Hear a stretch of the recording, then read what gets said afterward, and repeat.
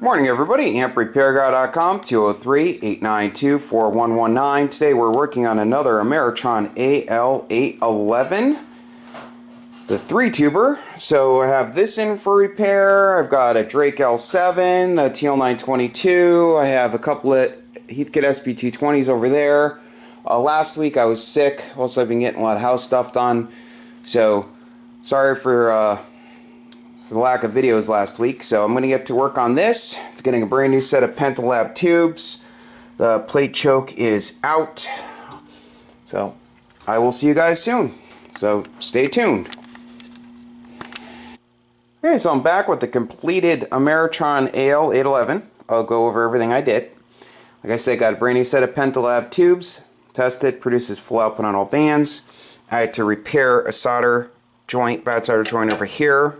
Place the meter protection diode right here. I resecured the choke. I put in 2 plate blocking caps. One was blown apart, so when I replaced them I put 2 in.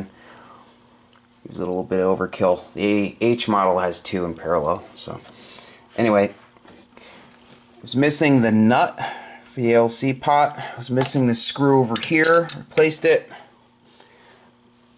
Put the bent the material back over here, just tweaked up a bit.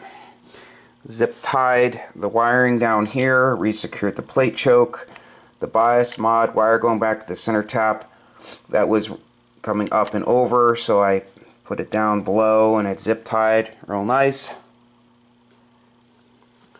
Put the gas discharge tubes at the base of the socket, got rid of the MOV and the gas discharge tube on the board. Cleaned the rotary switches with deoxit gold. And this thing is good to go. SO239s are good.